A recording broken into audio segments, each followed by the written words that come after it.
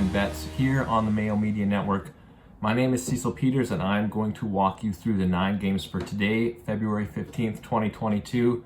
As usual, before we get started, if you could give the show a thumbs up, a good rating, a review wherever you are listening and or watching. And of course, if you are on YouTube, please leave a comment with your favorite bet of the night. We got 9 games to go through today, so we will get right to it. The first game of the night is in Buffalo. Buffalo Sabres coming off a big win over Montreal. They got the New York Islanders coming into town. The Islanders are minus 180 on the money line here as I record this the day before. That line is from DraftKings Sportsbook, which is what I will use to reference all these games. The Islanders got whipped pretty good by both Alberta teams on their most recent road trip, continuing their disturbing trend of beating bad teams and then losing to all the good ones. If we follow that logic, they should beat the Sabres here. The Sabres are definitely not a good team, but they have shown a little bit of fight lately. They've been winning games, they've been scoring goals. So you can't completely write off the Buffalo Sabres right now, despite their poor record and their poor potential. Islanders, really, they got some issues with COVID. Ilya Sorokin playing in net. He's been playing all the games as Semyon Varlamov was supposed to get the start against Calgary. He didn't end up getting the go because he tested positive for COVID. They pulled him after warmups.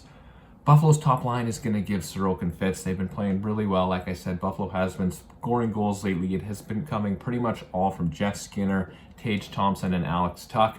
Jeff Skinner actually coming off a 4-goal game, but against the Montreal Canadiens, 4 goals. Probably should have had 6. Montreal gives up a ton of shots and a ton of goals, so anybody at any time seems to be scoring against them.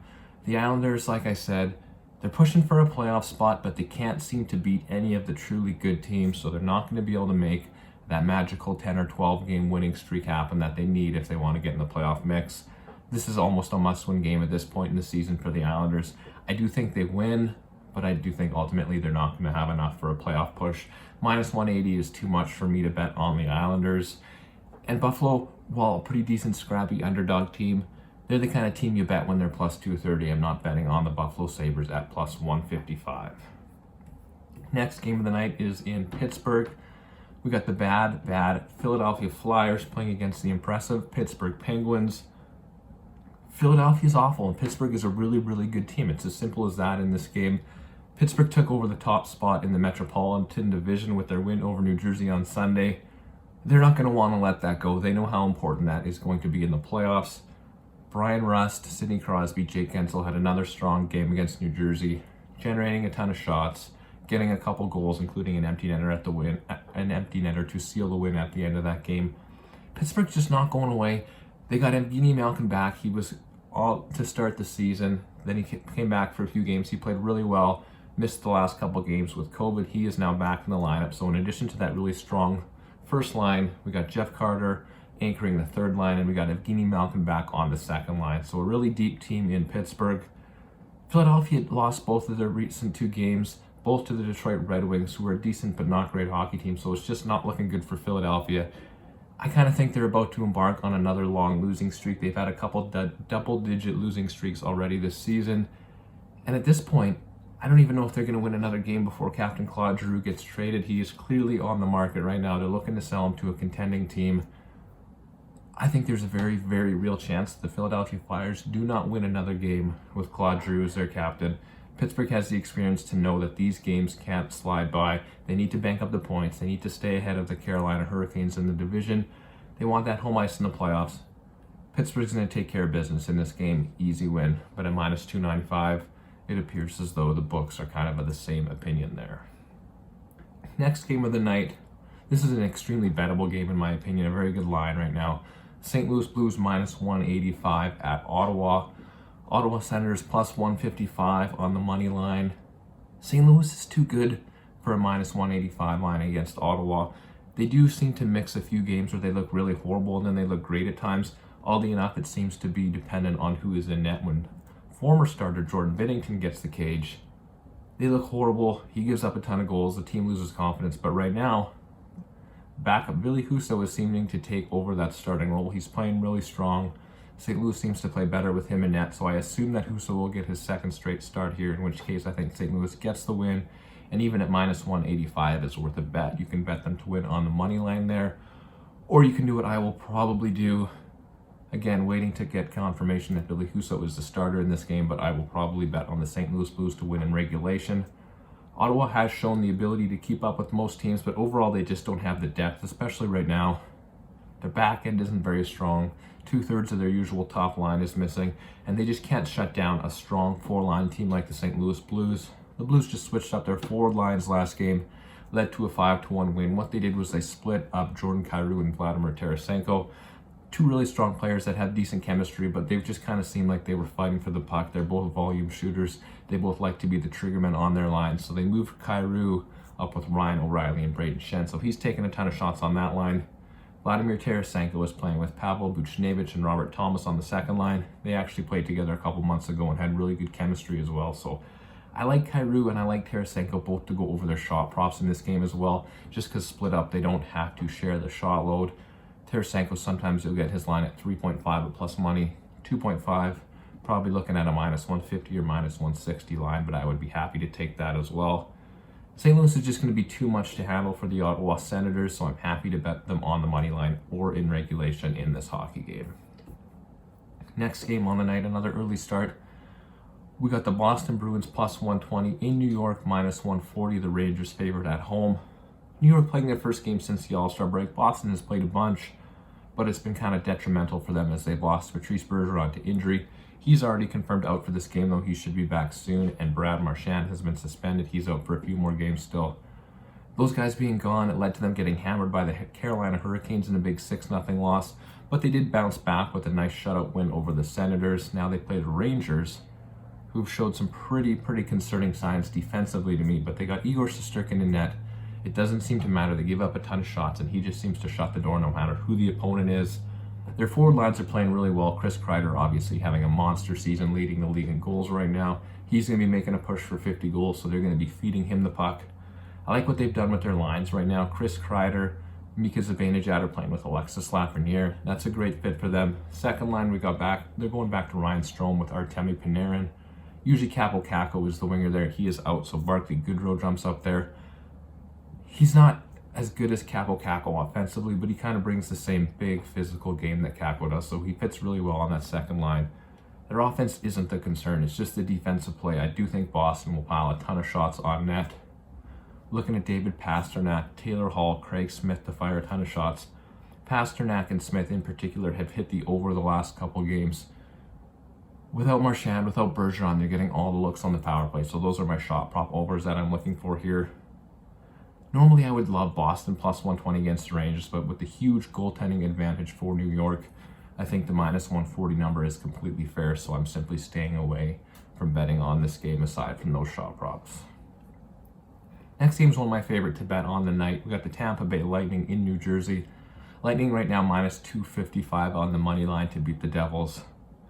I'm not betting -255, but I am going to place a bet on the Lightning to win in regulation as long as those odds when they come out are decent. They did beat the Coyotes a couple nights ago after narrowly losing to the Stanley Cup favorite Colorado Avalanche. They've had a couple days rest, and now they're playing against a pretty weak New Jersey Devils team. The Devils just don't have the players to keep up with the high-end talent of the Tampa Bay Lightning, and more importantly, they don't have the goaltending. I hate -255 money lines, hence the regulation bet, but I do think it's pretty safe here. Nikita Kucherov's been firing a ton lately. Braden Point's been taking a ton of shots. Their line with Andre Palat has amazing chemistry. One of my top DraftKings targets on the night there as well, with the weak goaltending in New Jersey. Next game on the night is in Nashville. This one I'm not betting on just because the two teams in this game I have really struggled to get a handle on all season long. We got the Washington Capitals +120 visiting the Predators. They're -140 on the money line. If I was forced to choose, I would take the Nashville Predators. They are at home. They have the goaltending advantage. But I just don't know what we're going to get from them. I did say coming into the second half that I do think they're going to falter a bit and potentially fall out of the playoff spot that they're currently in. So far, that's been the case. They've lost a couple games in a row here. And Washington, who's played a couple pretty bad teams overall and haven't had great results, they're not giving me a lot of confidence as well. So two teams I'm not confident in. I don't like the goaltending in Washington. I don't like -140 on Nashville the way that they're playing right now. So this is just an easy game for me to avoid. kind of see how it plays out. Want to try to get a handle on both teams going into the stretch run here. I am looking forward to watching Philip Forsberg play. He's been shooting a ton. With Washington's goaltending, I think he has a great chance to get a couple goals here. Next, we have a rematch of a Sunday afternoon game. Colorado dominated the Dallas Stars. Big 4-0 win. Now they go back to Denver. Colorado minus 240 on the money line. Dallas Stars are plus 190. There was just no point in that game where I really thought Dallas was going to score or even generate a quality scoring chance. Colorado, obviously known for their great offense, amazing top line. Nathan MacKinnon, Gabriel Landeskog, Mikko Rantanen. These guys produce a ton of offense. Nazem Kadri on the second line, Cale Makar on the blue line. But what really stood out to me in this game was that Dallas just couldn't get anything going. 23 shots on net, none of them rather dangerous. It just never appeared as though they had a chance in this game. Now they go to Colorado, in Colorado's barn, where they haven't lost a game. Aside from a shootout loss to the Coyotes, they haven't lost in a couple months at home. I don't think Dallas is going to be the team to beat them, especially after what I saw last game. First line on Colorado is definitely a big DraftKings target for me with Landeskog, MacKinnon, and Rantanen. Other than that, minus 240 line, I'm not overly interested in betting on it, but I do think Colorado takes care of business. Next game of the night is in Calgary. The Columbus Blue Jackets plus 205 right now. Calgary minus 255 as a home favorite on DraftKings Sportsbook. This line, honestly, probably should be closer to minus 400 for the Flames, and I wouldn't be surprised if it gets close to that by puck drop. Calgary has won 6 in a row, mostly in dominant fashion, and absolutely steamrolled Columbus in their last matchup, putting up 62 shots on net and just having a dominant 6-0 win. In fairness to Columbus, they have won 3 games in a row. They're getting hotter. Patrik Laine is scoring a ton. He's a streaky player who always seems to keep that going for a couple weeks, so I do have a little bit of concern there. But the main storyline for this game is going to be Tyler Toffoli. They just acquired him from Montreal. The one thing I've said about Calgary all season long, if you've been watching these shows, the biggest weakness they have, especially up front, is just a lack of secondary scoring. Really strong, dominant first line with Johnny Gaudreau, Elias Lindholm, and Matthew Tkachuk. After that, they dominate play. They generate a ton of shots, but they don't have a lot of scoring punch. Tyler Toffoli certainly adds that. He should excel whether he plays with Sean Monahan, Michael Backlund. I'm not really sure where he's going to slot in on the lineup. Regardless, he's going to provide some secondary scoring, which is something this team desperately needs. Easy win for Calgary here, and I'll find a way to make some money on it, likely with a bet to win in regulation. Last game of the night is in Los Angeles. Edmonton Oilers as a slight underdog plus 120. LA minus 140 at home. I am recording this before Edmonton's game the night before in San Jose, and I think the outcome of that could affect this line depending on how Edmonton looks, but I'm almost assuredly finding a way to bet on Los Angeles, regardless of what the line looks like. This is their first game back since the All-Star break. I expect them to get back to their dominant possession game that they play, particularly at home. Connor McDavid coming into town is always scary, but we got Philip Deneau and Andrei Kopitar anchoring the LA Kings' first 2 lines. 2 of the best defensive centers in hockey. I do think either of them are capable of slowing down Draisaitl or McDavid. And when you play against those guys, you get a ton of chances the other way. So looking for a lot of shots out of the Philip Deneau line, particularly Victor Arvidsson. So his shot prop is one of my favorite bets on the night. I'm hoping to see plus money on over 3.5 shots, but we'll see what we get when those lines come out. Arvidsson shot prop, Kings to win, 2 ways to make money on this game. So to recap the night, betting on the Blues, the Lightning, the Flames, and the Kings for sure. May add some more throughout the day. I will probably bet on the heavier favorites to win in regulation to get some better odds. Let's have a successful night, and I will be back again tomorrow to go over the smaller 4-game slate.